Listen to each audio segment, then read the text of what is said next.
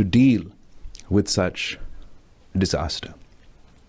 What we were not prepared for was disaster. What we were not prepared for was for floods to descend from the sky, to form such a large body of water in the middle of our country that could literally be seen from space, and that is still eking its way. How does one overnight cater to the needs of 33 million people, greater than the population of 33 million people, greater than the population of Sri Lanka, New Zealand, Australia, 95% of Canada, more than the people in all of New York State? And this is a compounding tragedy. We're still in the rescue and relief phase, but we see how this is going to get a lot more difficult. Because not only do we have the immediate destruction of the floods, that, as I mentioned, 33 million people, 16 million children, 600,000 pregnant women waiting to give birth.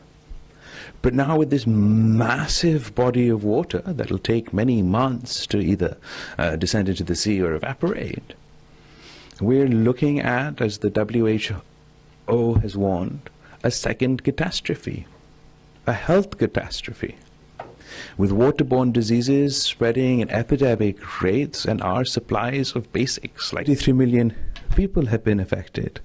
I mean, if you've seen the images, I'm sure there's been videos on social media, etc., of the masses of mosquitoes rising from these waters and forming large clouds above. It is truly an apocalyptic scene. Now, not only do we have the flood climate catastrophe, the health disaster, but at least 4 million plus acres of standing crop or cash crop was destroyed in these floods.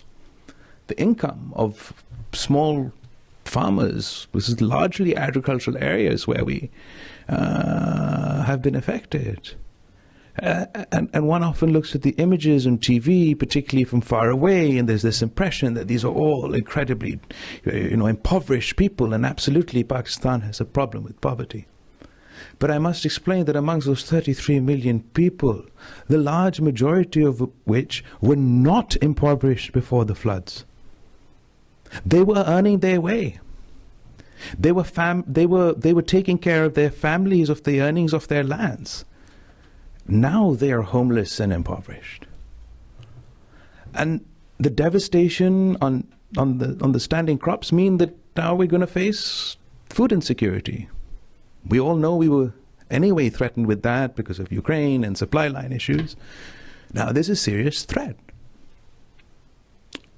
And anybody who's been following Pakistan particularly closely while all of this was happening, they'll know that we were in a very difficult, like everybody else is in a very difficult economic situation.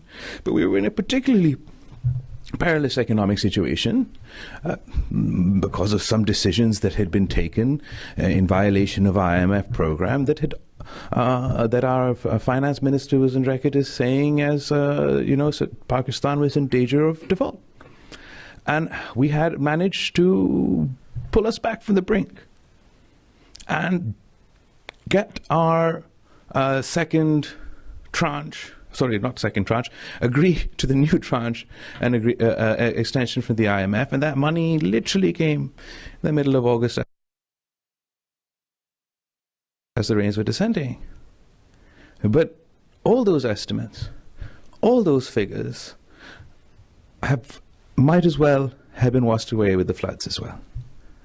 So we're staring at an incredibly difficult economic situation as well. Now, as the speaker before me mentioned, the people of Pakistan are incredibly resilient. We have time and time, in fact, they've been far more resilient than they need to be. But this is not a crisis of their making.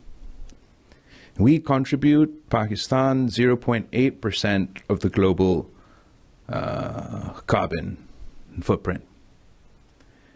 And literally, the 33 million people of Pakistan are paying in the form of their lives, in the form of their livelihoods, for global warming that they didn't create.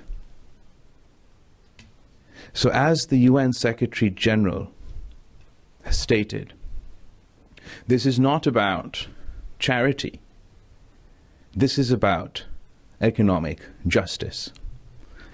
And we've heard time and time again about how the country I'm standing in, Europe, all the great powers are combating climate change, are not only taking climate change so seriously themselves, but are championing the cause around the world. We hear about the Green Climate Fund and $100 billion annual commitment to fight climate change. Well, guess what? When your country is drowning in a 100-kilometer lake and a third of the landmass of your country is underwater, you find out there's no money.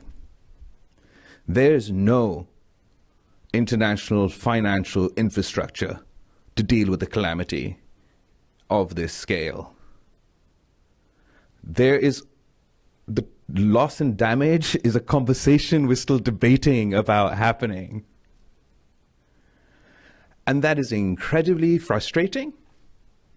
But now this is the opportunity in this crisis. The Pakistan's message is that it is us today, it could be anybody else tomorrow.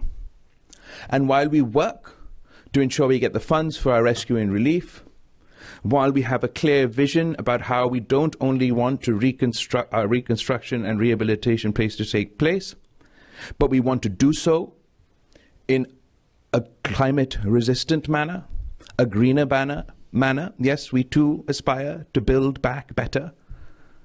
So while we have that clear vision, and we engage with international financial institutions, and there's novel ideas to discuss with, rather than the great powers, we should say the great polluters, to discuss with the great polluters about debt swap and other mechanisms that may help us here and now.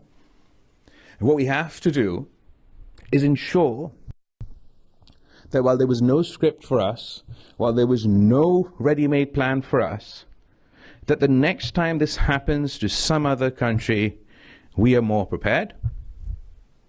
And in our country, in our efforts to bring our people to stand on their own feet, for our country to stand on their own feet, we commit ourselves, because we would have never otherwise had such extensive investment in all of these areas that have been devastated by the floods. And now there are two options for us. Either we do it cheaply and poorly and dirtily and wait for the next floods for them to be washed away again, or we do it right. We become the test case, the leaders, for what we've heard, and so only heard, about this green infrastructure, climate resilient infrastructure.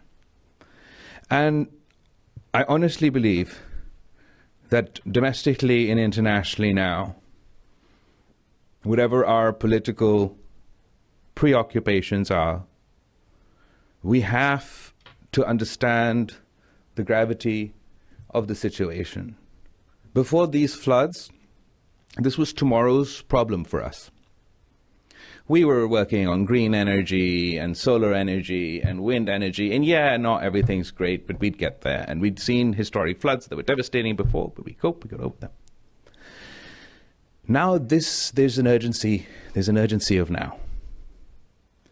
And I don't wish upon anybody else to discover this urgency in the manner that we've discovered it today.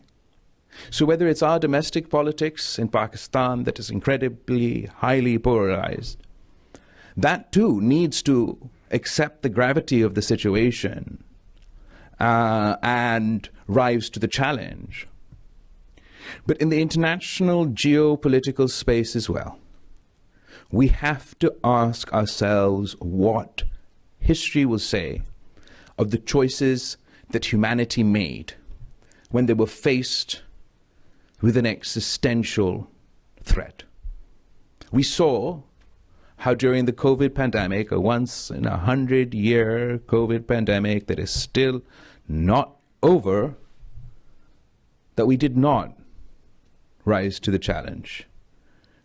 It would have been incredibly inspirational if we had seen the President of the United States stand with the President in China and announce